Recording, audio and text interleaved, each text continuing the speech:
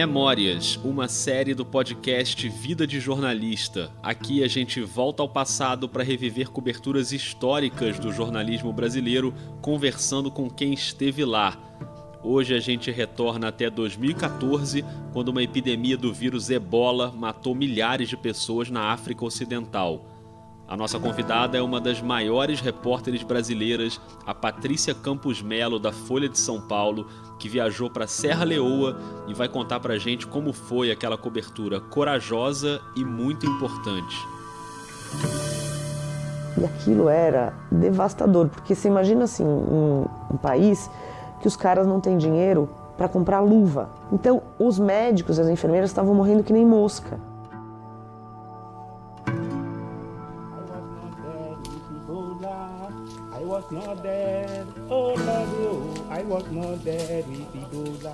Muitas vezes cantar é o que resta. Como esse homem que você ouviu agora, essa é uma cena de um documentário italiano feito pela ONG Médicos com a África, ou as mulheres cantando lá na abertura do episódio numa ação humanitária da Comissão Europeia. Ou esse som que você está ouvindo é uma gravação da agência France Press com enfermeiros dançando para animar um pouco os pacientes de Ebola num hospital montado pelos Médicos Sem Fronteiras em Serra Leoa.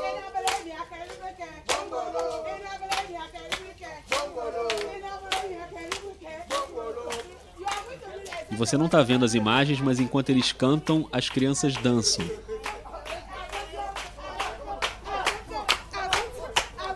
É uma tentativa de colocar um pouquinho de conforto num cenário absolutamente trágico que se instalou na parte oeste da África em 2014.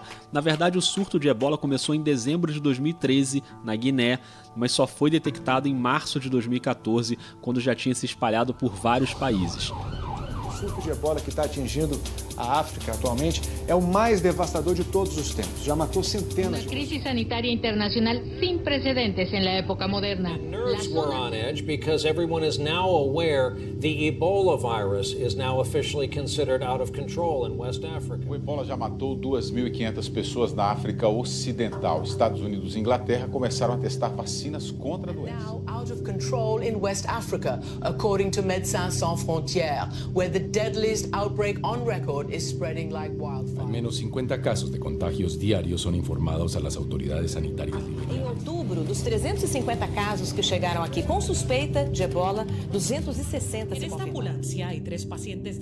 Em agosto, a Organização Mundial da Saúde declarou a epidemia em estado de emergência internacional.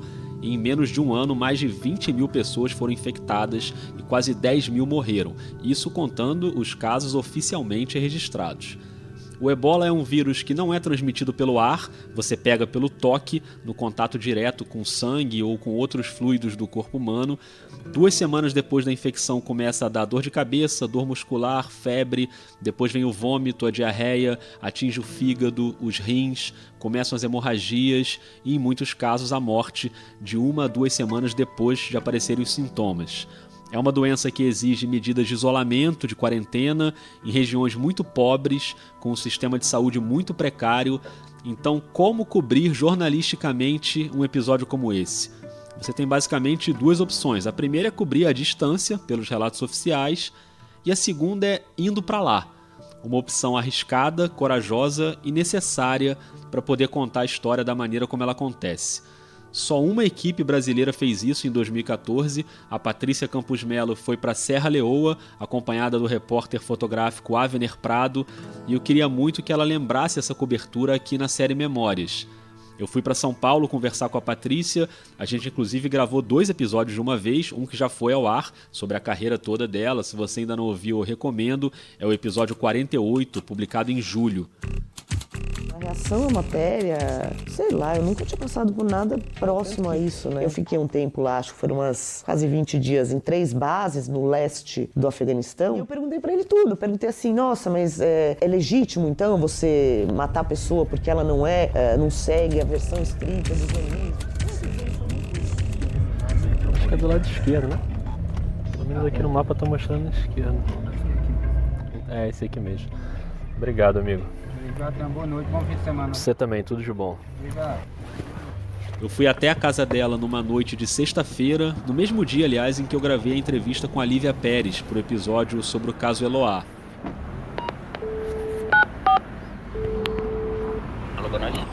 Boa noite, amigo. Moradora aí, você tem um nome? É a Patrícia Campos Melo.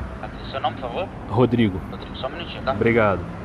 Eu tinha muita expectativa por essa conversa, já queria gravar com a Patrícia há muito tempo, é uma das jornalistas que eu mais admiro e essa hora finalmente chegou.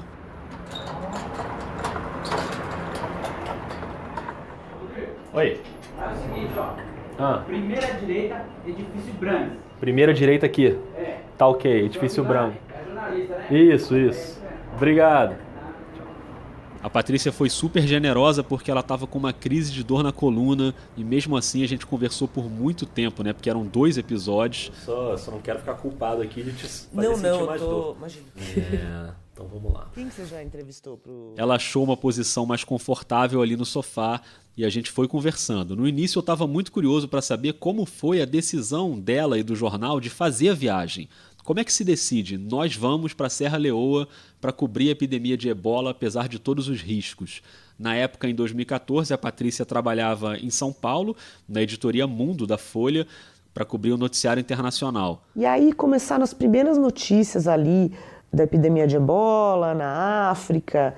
Só que na época era meio... Você sempre tem essa coisa assim, é uma epidemia num país africano, longínquo, tá contida. Então assim, eu queria muito cobrir, mas eu sabia que ia ser difícil eu conseguir convencer o jornal, porque é uma cobertura cara, né? E aí eu comecei a falar com o pessoal do Médicos Sem Fronteiras. Falei, olha, eu tenho interesse porque eu soube que eles estavam construindo um hospital na selva, em Serra Leoa. Eu falei, eu queria muito ir, eu acho que deve ser super interessante mostrar, porque os Médicos Sem Fronteiras são um dos únicos que tinham experiência em lidar com essa epidemia, porque eles tinham atuado em epidemia de ebola desde que surgiu o ebola, no então Zaire, em 75, 74, né? E aí eu comecei a falar com eles, o jornal ainda não, né, falava, não, falando. Aí chegou, isso foi meio em junho, e aí a situação piorando, o negócio começou a alastrar, começou a ir para outros países, etc., aumentando o alcance jornalístico da história. Chegou em julho, eu continuei falando com o pessoal do Médicos Sem Fronteiras e eles falaram, olha, o fotógrafo da Folha que procurou a gente, também está interessado, não sei o quê. Claro, vamos unir esforços. Falei com ele, era o Avner Prado. Que na época eu tinha 23 anos. Sério? Sério. Eu só descobri que ele tinha 23 anos quando a gente chegou em Londres. E eu olhei pra cara dele e falei, quantos anos você tem? Ele falou, 23. Eu falei, Ave Maria. Não, e ele é genial. Fiz muitas outras coberturas com ele depois disso. A gente cobriu microcefalia e zika no interior de Pernambuco, venezuelanos em Roraima, assim. Mas na época, Mas aí finalmente o jornal topou. O negócio começou a ficar grande. Aí eu falei com o pessoal do Médicos e falei, olha, então o jornal topou. Aí eles, mas agora a gente não se responsabiliza, tá muito perigoso, a gente não tem tempo, a gente tá totalmente sobrecarregado, a gente não consegue garantir nenhuma... No máximo a gente consegue te falar que você conseguindo chegar lá no hospital, no meio do mato, a gente dá entrevista. Mas a gente desaconselha vocês a irem, porque tá muito perigoso. Só que aí, Aí eu faço uma pausa para convidar você que está ouvindo para o primeiro exercício desse episódio. Você, como jornalista, o que é que você faria? Você conseguiu convencer o jornal depois de várias tentativas, mas os Médicos Sem Fronteiras recomendam que você não vá. E aí? Aí a gente já ia, né? Já era, né? Aí já era, já tinha falado com o jornal tinha topado. Aí eles deram um briefing pra gente, um briefing de segurança, né? De todos os procedimentos que tinha que fazer, desde lavar a mão com aquele negócio de cloro, que é para desinfetar, até medir a temperatura 2 vezes por dia, todos os dias, não encostar, até orientações psicológicas, assim, tinha os procedimentos, fizemos isso. Antes disso, vocês tiveram que tomar vacinas também? Qualquer vacina? Então, o jornal, a gente fez uma consulta com um infectologista, porque assim, qual que era o grande perigo? É um país que já é um país que estava completamente ferrado, porque passou por anos e anos de guerra civil. O sistema de saúde é muito, muito precário. Então, eu já tinha viajado várias vezes para a África e eu, por exemplo, eu costumo não fazer profilaxia de malária, porque me dá muito efeito colateral. Não é para todo mundo, para algumas pessoas dá. Se você falar isso para um médico, o médico quer te matar, mas eu não tomo remédio, seja o Malaron, tem vários, né, doxiciclina, porque me dá efeito colateral. Neste caso, a gente tinha que fazer tudo para não parar no hospital. Por quê? Porque os hospitais estavam lotados, sobrecarregados com pessoas com ebola. Então qualquer doença que você fosse para o hospital era um risco. Lascou. Então, dessa vez, fizemos profilaxia de malária, tomamos todas as vacinas possíveis. A única vacina que não tinha no Brasil, que a gente teve que tomar em Londres, foi de cólera. Levei antibiótico, caso tivesse infecção intestinal, etc, etc. Fizemos todo um esquema médico, né, para estar mais ou menos coberto. Chegamos em Londres para poder tirar o visto em Londres. Por exemplo, coisas assim, diferenças dessas viagens. Qual que é você como jornalista, você quer ir num lugar desses? Você quer ir, de preferência, ficar na casa de alguém que mora lá, se alguém gentilmente te receber, porque você quer entender como uma pessoa vive, você quer ficar amigo das pessoas, você quer, né, comer nos lugares onde as pessoas comem, ir nos mercados, fazer tudo. Essa viagem era completamente diferente, porque a gente tinha que evitar a multidão.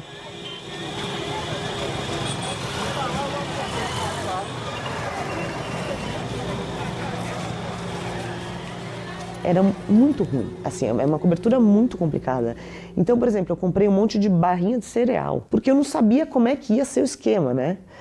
Normalmente, eu, aliás, adoro, né, conhecer comida e comer a comida da região, etc. Então, eu fui numa loja de £1, comprei um monte de barrinha de cereal, a gente fez ali um estoque. E aí tinha pouquíssimos voos, porque todas as companhias aéreas tinham cancelado voos. Só tinha uma que ainda estava voando, que era Air Brussels, só tinha a passagem de executiva. O jornal teve que pagar uma passagem de executiva. Acho que foi uma das únicas vezes na vida que eu viajei de executiva. E aí nós fomos.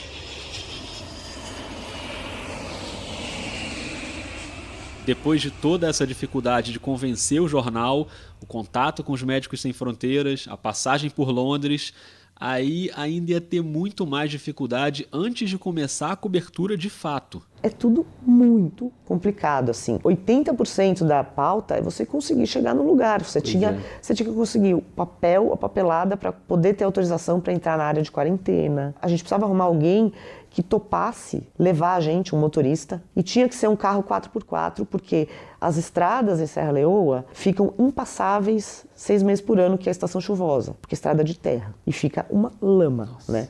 A gente chegou, inclusive, a passar um putz perrengue por isso, né? Porque nosso carro atolou, ficamos sem carro. A gente está tentando chegar no Hospital dos Médicos Sem Fronteira, em Kailahun, que é o centro de tratamento de ebola, aqui em Serra Leoa. Estamos na estrada, isso tudo aqui é área isolada, está tudo sob quarentena. O carro atolou, conseguimos fazer um telefone funcionar, ligamos para o posto militar que tem lá na cidade para ver se alguém vem rebocar a gente. Então, assim, só para a gente conseguir autorização já foi uma burocracia infernal, né? Aí finalmente conseguimos autorização, conseguimos um cara para levar a gente, um cara que topou, que era o Bio, que depois eu voltei para lá, né? Eu voltei para lá no ano seguinte. 2015, com a Plan International, que é uma ONG super legal, que estava ajudando órfãos, porque você tinha vários órfãos que os pais tinham morrido de ebola.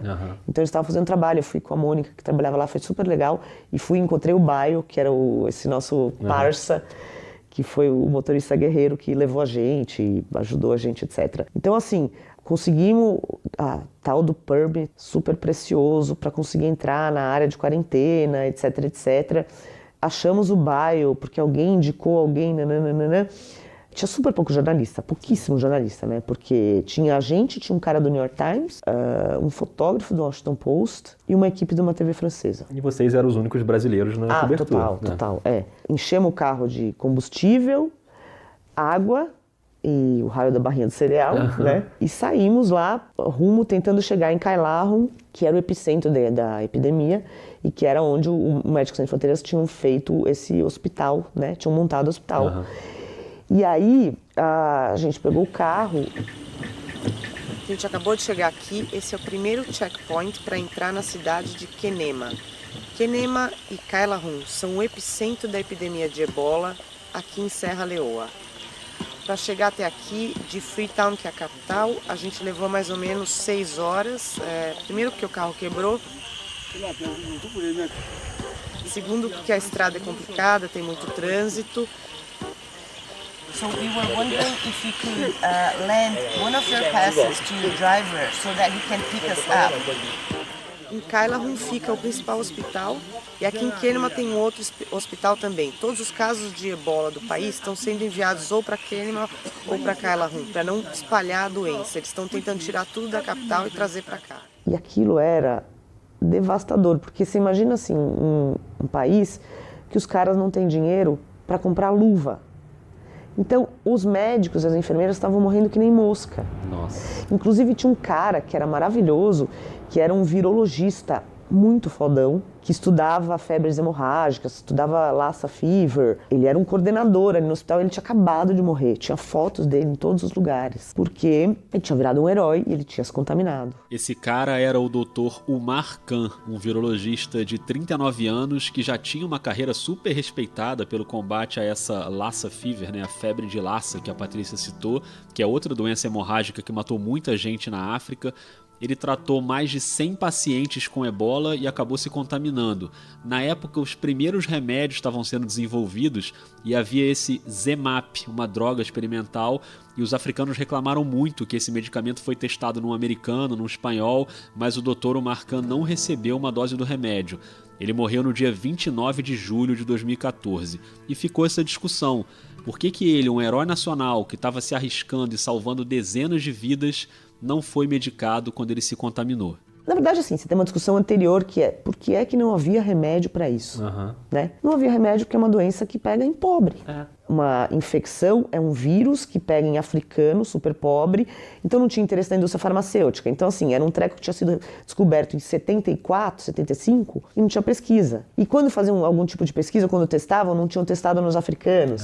E os Médicos Sem Fronteiras são muito engajados nisso, né? Que são as doenças negligenciadas, doença que afeta pobre. Você vai ter um monte de Viagra e remédio de depressão e não vai ter isso.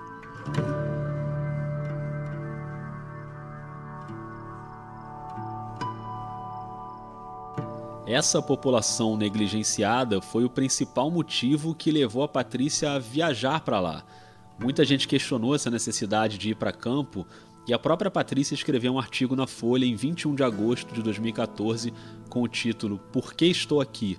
E ela trata dessa questão dos remédios que não chegavam para os africanos e quando chegava alguma coisa era dada para médicos americanos. Só depois de muita insistência, 2 médicos da Libéria e um da Nigéria conseguiram acesso aos medicamentos. E enquanto isso, a epidemia ia se espalhando. A população não tinha nem informação sobre o que era preciso fazer, o que não se devia fazer para não se contaminar, os sintomas, a necessidade de se apresentar ao hospital.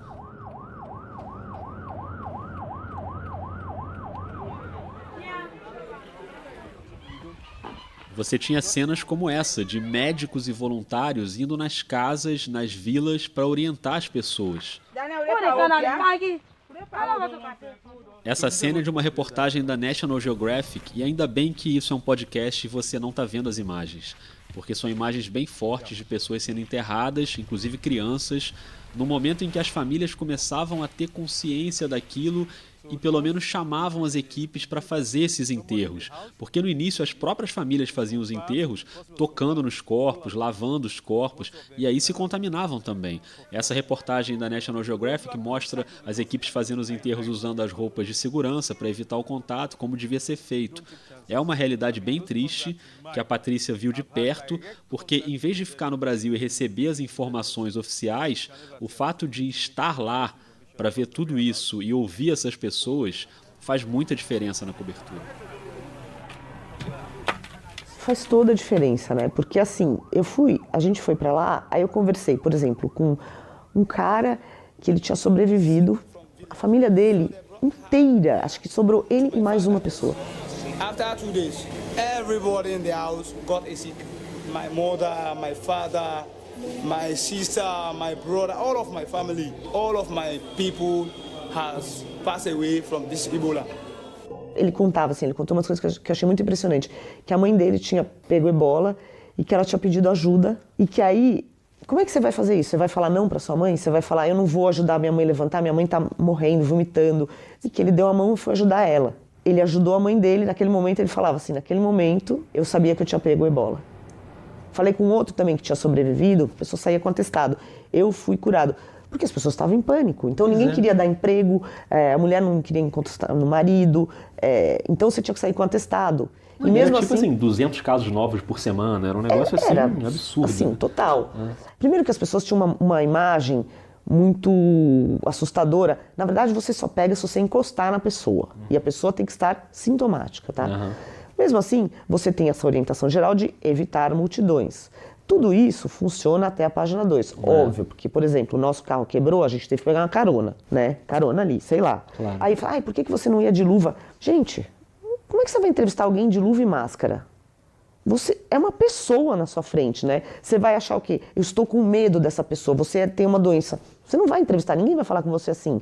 É um preconceito que você está tendo com a pessoa. Então, não, a gente não usava luva, a gente não usava máscara. E como é que você fazia coisas muito simples, como, por exemplo, cumprimentar uma pessoa que você chega para entrevistar? Você não podia fazer isso? Eu não podia tocar na mão da pessoa. Mas isso, todo mundo estava nessa pegada já lá.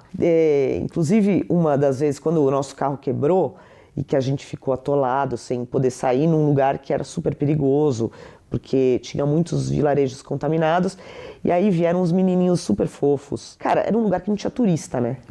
Então, de repente, você vê ali 2 gringos, jornalistas, então começou a vir um monte de gente, de curioso, né? E super fofos, ajudando a gente a empurrar o carro. E aí eles queriam tirar foto com a gente. E eles mesmos falavam assim, no worry, don't touch.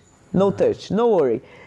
Porque eles sabiam que a gente estava com medo, eles estavam com medo, né? Mas toda essa situação meio... Daí a gente tirava foto com os caras, mas qual que é a nossa reação? Abraça. Claro. E não podia abraçar. Então, essas pequenas coisas assim, cumprimentar isso, você não podia entrevistar as pessoas. Em tese, você tinha que manter uma distância de 1,5 metro. A gente entrevistou pessoas que estavam com ebola dentro do hospital.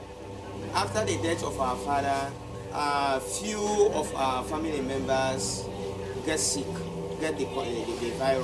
Então a gente entrevistava com uma distância de 1,5 metro. Mas é tudo assim, eu sempre me sentia mal de estar com medo das pessoas, sabe assim? Pois é. O que essa pessoa está pensando de mim, que eu não estou querendo chegar perto dela? Exatamente, né? Então era sempre uma situação meio bizarra, assim. Na segunda vez que eu fui, que estava muito mais tranquila a situação, ainda tinha doença, mas estava mais limitada, a gente dormiu na casa das pessoas, foi outro país, foi outra coisa, assim.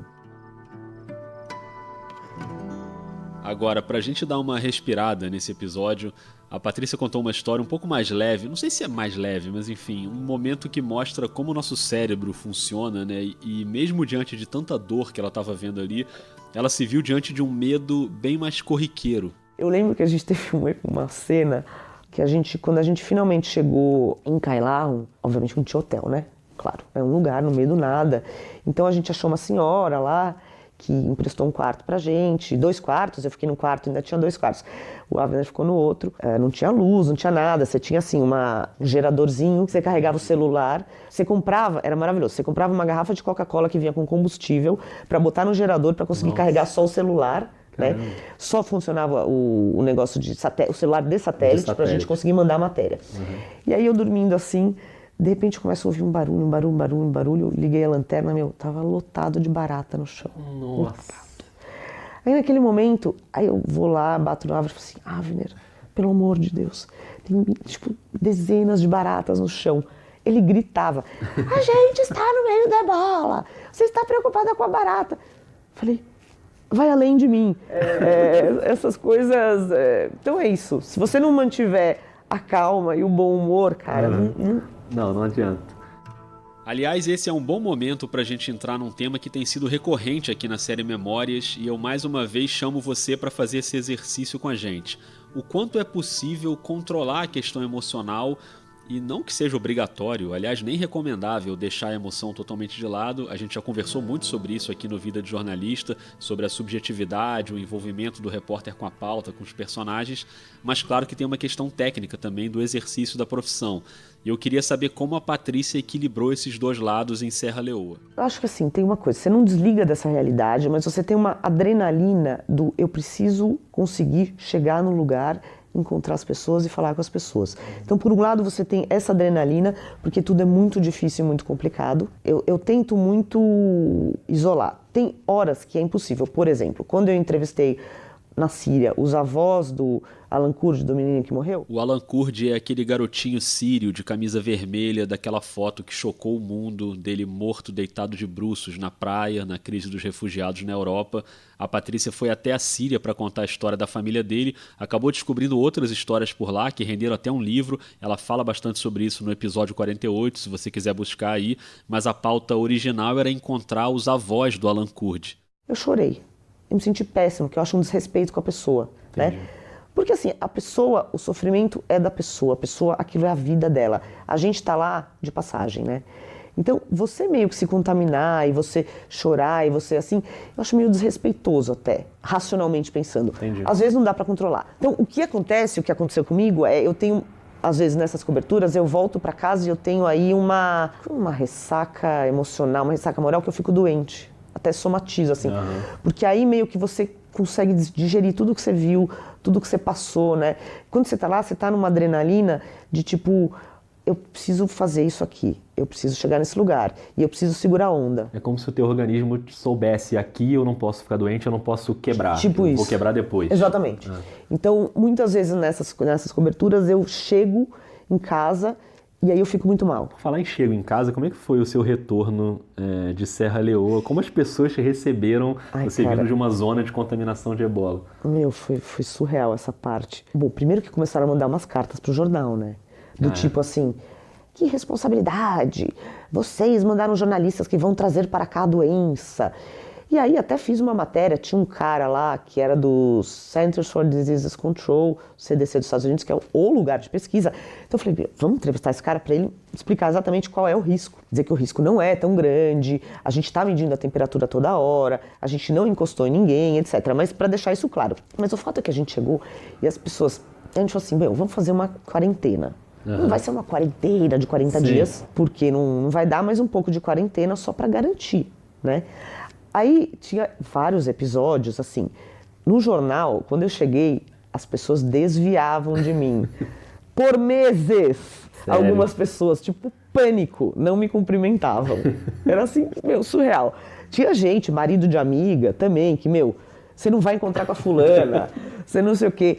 Quando eu tava na nossa pseudo-quarentena, eu tive uma infecção urinária, uma coisa assim. E aí eu fui pro Einstein. E eu liguei pra minha tia, que é médica no Einstein, falei, olha, eu tô indo. Gente, acho que acendeu todas as luzes vermelhas. Quando eu cheguei, só faltava eles estarem todos, tipo, com aquele equipamento de proteção, mas eu não tava com febre. Então, ufa, acho que se eu tivesse com febre, eu tinha ido pro isolamento na hora, né? E ao mesmo tempo, era muito, eu até fiz uma matéria disso, ao mesmo tempo que você tinha essa paranoia, você tinha uma completa falta de segurança, porque eu saí de Serra Leoa, passei pela Bélgica, por Londres, cheguei no Brasil, ninguém nunca me perguntou uma palavra, não mediu minha temperatura, nem nada. O único lugar onde mediam a temperatura, lá em Serra Leoa, assim, pra sair, se você tivesse com febre, você não saía. Sim. Né? Mas assim, saindo de lá, se eu tivesse, por exemplo, começado a ficar sintomática no voo... Ninguém ia saber. Não. A tua família ficou muito preocupada quando você foi, quando você anunciou que ia? Teve gente que falou, não vai, fica aqui, teve isso? Meu pai ficou muito puto. Meu pai é jornalista, né? E meu pai fez coberturas de guerra. Meu pai cobriu a Primeira Guerra do Golfo. Ele foi sequestrado junto com o William Vac. Chegam à Jordânia os 40 jornalistas que estavam detidos no Iraque. Todos foram presos quando faziam a cobertura da revolta popular contra Saddam Hussein. 2 repórteres brasileiros, William Vac e Hélio Campos Melo, estavam no grupo, como mostra o enviado especial da Rede Globo, Pedro Bial. A gente saiu de uma guerra que tinha acabado e entrou numa revolução que estava começando. O fotógrafo Hélio Melo também contou pelo telefone detalhes do pesadelo dessa semana. Tinha um checkpoint de uns caras, uns iraquianos, que prenderam a gente, dando tiro pro alto. Aí deixaram a gente preso 2 dias, roubaram nosso carro, roubaram as máquinas, enfim, ficamos 2 dias incomunicados. Ele ficou puto, não queria falar comigo, achava um absurdo, pra que você vai, nananana. A minha mãe é sempre incrivelmente prática, pragmática, falou, se cuida, se comporta, eu fico aqui, cuido do Tugo, do meu filho, tá tudo bem, fica tranquila. Meu pai ficou super bravo, mas depois entendeu, claro.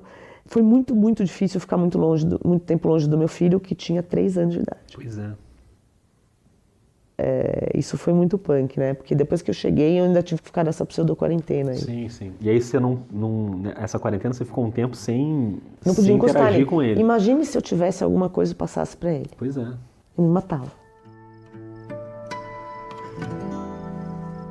Pois é, que barra, né? Numa cobertura dessas, difícil, arriscada, às vezes, quando a gente lê numa matéria de jornal, ou num site, ou vê na televisão, ou ouve na rádio, a gente não se toca do que é que tá por trás daquilo, né? De quanta coisa tá envolvida ali na rotina dos jornalistas. Quer dizer, uma cobertura de epidemia de ebola, claro que a gente sabe que tem um risco, que é complicado, mas ouvindo esses relatos da Patrícia, eu acho que a gente se aproxima mais, né? E tem uma dimensão real do quanto o jornalista se arrisca para contar algumas histórias que precisam ser contadas. E diante disso, eu juro que eu tento não fazer pergunta clichê aqui nesse podcast, mas nem sempre eu consigo. Então eu precisava saber quais foram as lições que a Patrícia tirou daquela cobertura. E ela vai deixar pra gente 2 lições bem relevantes. Tem 2 lados, né? O lado de vida foi mais uma cobertura que me deu uma perspectiva, para mim, pro Avner. Meu, como a gente é sortudo. Uhum. Simplesmente de ter nascido onde a gente nasceu. Sabe assim? Que é um país que não teve guerra civil, que não teve... Tudo bem, o Brasil tem mega problemas e tem gente... apesar de pessoas dizerem que não existe fome no Brasil, existe milhões de pessoas morrendo de fome e é muito complicado. Agora, assim, esse tipo de cobertura dá uma perspectiva assim, cara, que sorte que eu tenho a gente tem que valorizar muito isso e a necessidade de você ter empatia com essas pessoas. Por isso que eu sempre penso assim, para entrevistar essas pessoas assim, estão fazendo um favor, cara. Eles estão na situação mais fodida do mundo. Um país que já era muito difícil, pessoa muito pobre. Essa sensibilidade, né, de você tentar não ser invasivo, de você entender, tentar o mínimo de se colocar no lugar do outro, né, na hora de fazer essas matérias. Na verdade, na hora de fazer qualquer matéria. Fugir do estereótipo de muita gente que a gente faz, dessa coisa invasiva, desrespeitosa de jornalismo, né? E tentar entrar se pôr no lugar dele para conseguir contar essa história, para a pessoa sentir um pouquinho, né? Com o refugiado é a mesma coisa, né? Entender o lugar do outro. Do sentido estritamente técnico, reforçou a minha crença de que tudo que pode dar errado, dá errado. Sempre. Você tem que ter o plano B, C, D e E. Sempre vai dar cagada. E você tem que ficar sussa. Não adianta. Não adianta estressar. Anotou aí, né? Planejamento é tudo. E é isso, tentar se estressar o mínimo possível durante as coberturas, porque as coisas realmente podem dar errado, é do jogo, mas no fim das contas tudo se resolve. Pena que não dá pra dizer o mesmo dos governos, das instituições, das pessoas que têm o poder na mão e que parecem não aprender com as tragédias que acontecem, né? 5 anos depois daquela epidemia devastadora, a África está sofrendo de novo com o ebola, um novo surto na República Democrática do Congo, os Médicos Sem Fronteiras já têm equipes lá na região e a Organização Mundial da Saúde já declarou de novo emergência internacional. É só a 5ª vez que a OMS declara uma doença, uma situação, e coloca nesse caráter ou nessa classificação de emergência internacional. A última foi o Brasil em 2016, o Zika vírus, sabemos muito bem essa história. Essa voz é do Jamil Chad, um grande repórter e correspondente internacional que já está aqui na lista de possíveis episódios para a 2ª temporada do Vida. E é isso, a história se repetindo, agora no Congo, e com um agravante, porque o Congo hoje é uma região em conflito. Serra Leoa, Maobei, você já estava pacificado. Congo, você tem mais um complicador, que os caras estão virtualmente ainda em guerra civil, né? Em alguns lugares, principalmente onde tem o foco. Olha, nesse sentido, por exemplo, a OMS, em 2014, eles comeram mosca muito. Eles deviam ter declarado a emergência de saúde muito antes. Dessa vez, eu acho que pelo menos eles estão um pouco mais agilizados, tá? Sim. Mas é isso, como é que você faz? O problema de base, que é pobreza e violência, continua lá. Então, vai continuar sendo uma catástrofe se você pega uma epidemia num lugar que já está completamente, entendeu? Numa situação muito ruim. Não aprende porque o problema de base está lá. É o mesmo, assim, uma coisa que eu fiquei muito impressionada foi, depois disso, eu fui com o mesmo Avner, fui fazer matéria de microcefalia e Zika, e fomos no interior de Pernambuco, fomos para a Serra Talhada. Quando o médico me falou lá no Recife, chorei. Quando ele me falou que...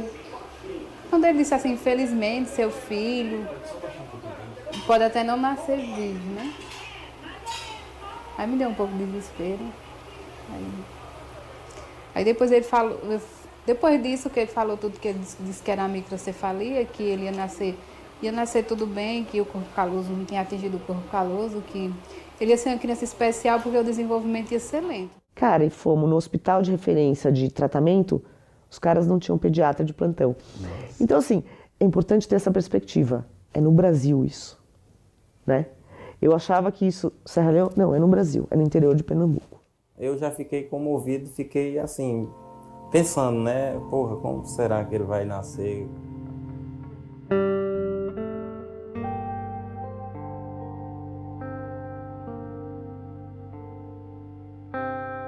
Patrícia, muito obrigado. Foi muito obrigada. Incrível ouvir as suas histórias e uma cobertura tão importante assim. Acho que fiquei muito feliz assim de você me receber e dividir essas histórias com a gente. Tenho certeza absoluta que quem ouviu gostou muito de entender melhor as histórias e certeza também de que muita gente que está ouvindo é muito admirador seu, assim como eu sou. Então, muito obrigado. Poxa, eu que agradeço. Acho o teu trabalho incrível.